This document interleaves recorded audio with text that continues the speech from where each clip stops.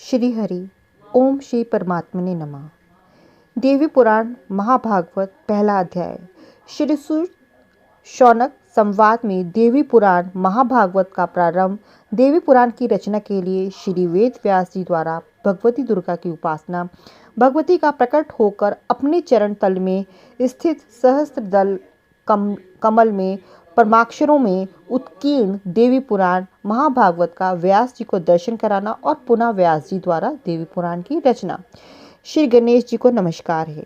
श्री गणेश जी के चरण कमल के पराग कण जो देवेंद्र के मस्तक पर विराजमान मंदार पुष्प के पराग कणों के समान अरुण वर्ण के हैं, वे विघ्नों का नाश करें। नारायण नर शेष श्री नर भगवती सरस्वती और व्यास जी को नमस्कार करके जय का पाठ करना चाहिए, जिनकी आराधना करके स्वयं ब्रह्मा जी इस जगत के सृजन करता हुए और भगवान विष्णु पालन करता हुए और भगवान शिव संहार करने वाले हुए योगी जन जिनका ध्यान करते हो तत्वार जानने वाले मुनिगण, जिन्हें परा मूल प्रकृति कहते हैं, स्वर्ग तथा मोक्ष प्रदान करने वाली उन जगजननी भगवती को मैं प्रणाम करती हूँ, जिन्होंने स्वेच्छा से इस जगत की सृष्टि करके और स्वयं जन्म लेकर भगवान शिव को पति रूप में प्राप्त किया है, और शंभु ने कठोर तपस्या से जिन्हें पति रूप में प्राप्त करके जिनका चरण अपने हृदय में धारण किया है, वे भगवती आप सबकी रक्षा करें।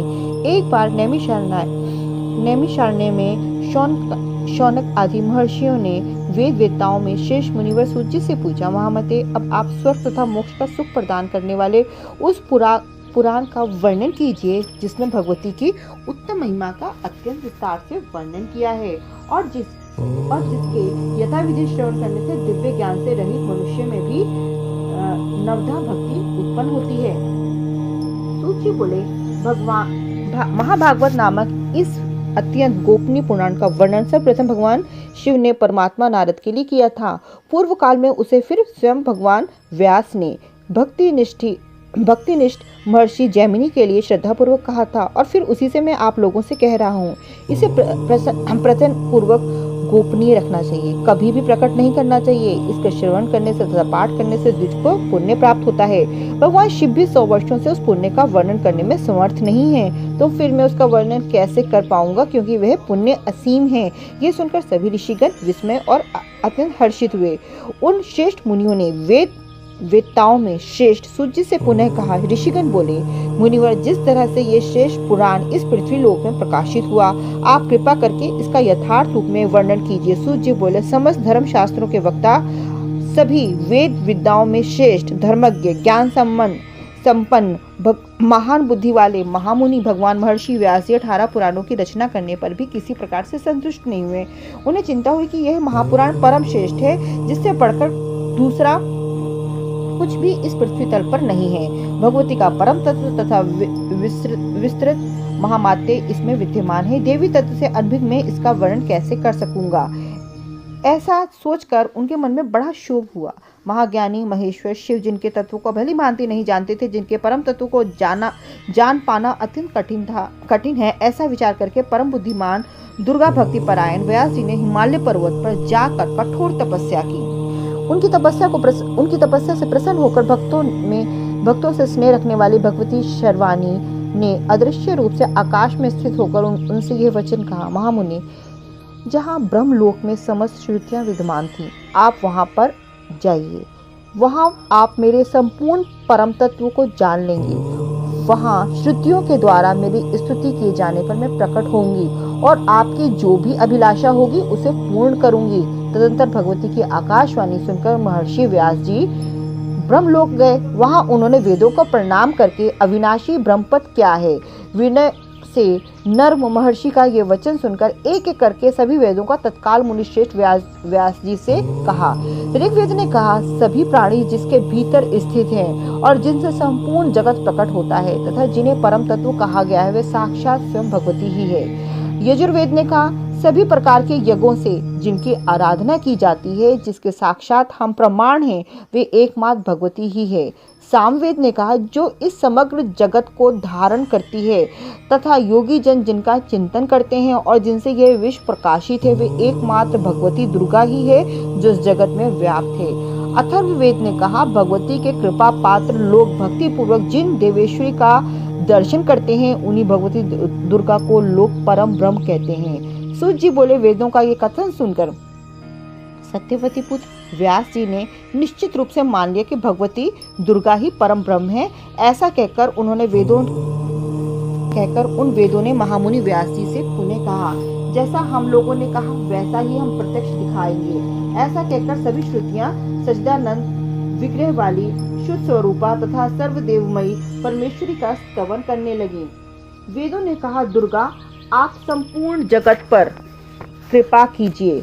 पर में आपने ही अपने गुणों के द्वारा स्वेच्छानुसार सृष्टि आदि तीनों कार्यों के निमित्त ब्रह्मा आदि तीनों देवों की रचना की है। इसलिए इस जगत में आपको रचने वाला कोई भी नहीं है। माता, आपके दुर्गम गुणों का वर्णन करने में इस लोक में भला कौन समर्थ हो सकता है। भगवान विष्णु आपकी आराधना से प्रभाव से ही दुर्जय दैत्यों की युद्ध स्थल में मारकर तीनों लोगों की रक्षा करते हैं। भगवान शिव ने भी अपने हृदय पर आपका चरण धारण कर तीनों लोगों का विनाश करने वाली कालकूट विष का पान कर लिया है। तीनों लोगों की रक्षा करने वाली अंबिके, हम आपके चरित्र का वर्णन कैसे कर सकते हैं, जो अपने गुणों से माया के द्वारा इस लोक में साकार परम पुरुष के देह स्वरूप को धारण करती है, जो पराशक्ति ज्ञान तथा क्रिया शक्ति के रूप में प्रतिष्ठित है। आपकी उस माया से विमोहित शरीरधारी प्राणी भेद ज्ञान के कारण सर्वांतर महात्मा के रूप में विराजमान आपको ही पुरुष कह देते हैं। अंबिके, उन आप महादेव देवी को नमस्कार है। स्त्री पुरुष रूप प्रमुख उपाधि समूहों से रहित जो परब्रह्म है, उसे जगत की सृष्टि के निमित्त सर्वप्रथम सृजन की जो इच्छा हुई वह स्वयं आपकी ही शक्ति से हुई, और वह पराशक्ति भी स्त्री पुरुष रूप दो मूर्तियों में आपकी शक्ति से विभक्त हुई है। इस कारण वे परब्रह्म भी मायामय शक्ति स्वरूप ही है। जिस प्रकार जल से उत्पन्न ओले आदि को देखकर मान्य जनों को यह जल ही है ऐसा ध्रुव निश्चय होता है, उसी प्रकार ब्रह्म से ही उत्पन्न इस समस्त जगत को देखकर शक्त्यात्मक ब्रह्म ही है ऐसा मन में विचार कर पुनः परात्पर परम ब्रह्म जो पुरुष बुद्धि है वह भी शक्ति स्वरूप ही है ऐसा ही निश्चित होता है। जगदम्बिके, देहधारियों के शरीर में स्थित षट चक्रों में ब्रह्मा जी जो 6 विभूतियों से शोभित होती हैं, वे प्रलयांत में आपके आश्रय से ही परमेश पद को प्राप्त होती है। इसलिए शिवादि देवों में स्वयं की ईश्वरता नहीं है, अपितु वह तो आप ही हैं देवी। एकमात्र आपके चरण कमल ही देवताओं के द्वारा वंदित हैं। दुर्गे, आप हम पर प्रसन्न होइए। सूत जी बोले, इस प्रकार श्रुतियों के द्वारा वेद वचनों से स्तुत की गई सनातनी जगदम्बा सती ने अपना स्वरूप दिखाया। सभी प्राणियों के भीतर स्थित रहने वाली उन ज्योति स्वरूप ने भगवती के व्यास जी के संशय का नाश करने के लिए इच्छा रूप धारण किया। उनकी आकृति हजारों सूर्य की प्रभा से युक्त थी, करोड़ों चंद्रमाओं की कांति से सुशोभित हो रही थी, हजारों भुजाओं से संपन्न थी, दिव्य शास्त्रों से सुसज्जित थी, दिव्य अलंकारों से शोभायान थी, और स्वयं उनके शरीर पर दिव्य गंधों का लेप लगा हुआ था। वे सिंह की पीठ पर विराजमान थी। उनकी कभी कभी शव पर सवारी भी दिखाई पड़ती थी। वे भगवती 4 भुजाओं से सुशोभित थी। उनके शरीर की प्रभा नवीन मेघ के समान थी। वे क्षण क्षण में कभी 2, कभी 4, कभी 10, कभी 18, कभी 100 और कभी अनंत भुजाओं से युक्त होकर दिव्य स्वरूप धारण कर लेती थीं। वे कभी विष्णु रूप में होकर उनके वाम भाग में लक्ष्मी रूप में धारण करके विराजमान दिखाई पड़ती, तो कभी राधा सहित कृष्ण के रूप में जाती थी, कभी स्वयं ब्रह्मा का रूप धारण करके उनके वाम भाग में सरस्वती के रूप में दृष्टिगत होती थी, और कभी शिव का रूप धारण करके उनके वाम भाग में गौरी के रूप से स्थित हो जाती थी। इस प्रकार उन सर्वव्यापिनी ब्रह्म स्वरूपिणी भगवती ने अनेक प्रकार के रूप धारण कर व्यास जी का संशय दूर कर दिया। सूत जी बोले, इस प्रकार पराशर पुत्र व्यास जी भगवती का दर्शन करके उन्हें परम ब्रह्मा के रूप में जानकर जीवंत मुक्त हो गए। तदंतर भगवती ने उनकी अभिलाषा जानकर उन्हें अपने चरणों में स्थित कमल के दर्शन कराए। मुनि व्यास जी ने उस कमल के 1000 दलों में परमाक्षर स्वरूप महाभागवत नामक पुराणों को देखा। द्विजों तब सिर झुकाकर स्तुति करते हुए देवी को सादर प्रणाम करके कृतकृत्य होकर वे महर्षि व्यास जी अपने आश्रम चले गए। उन्होंने भगवती के चरण में स्थित कमल में परमाक्षर स्वरूप पवित्र महाभागवत पुराण का जिस रूप में दर्शन किया था उसी रूप में उसे प्रकाशित किया। उन्होंने अत्यंत स्नेहपूर्वक मुझे यह पुराण सुनाया। मैंने उसे सुना और सम्यक रूप में हृदय में धारण कर लिया। अब मैं स्नेह के साथ आप लोगों से उस पुराण का वर्णन करूंगा। आप लोग प्रथम पूर्वक उसे गुप्त रखिएगा। हजारों अश्वमेध यज्ञ तथा सैकड़ों वाजपेयी यज्ञ इस महाभागवत पुराण की 16वीं कला के भी तुल्य नहीं है।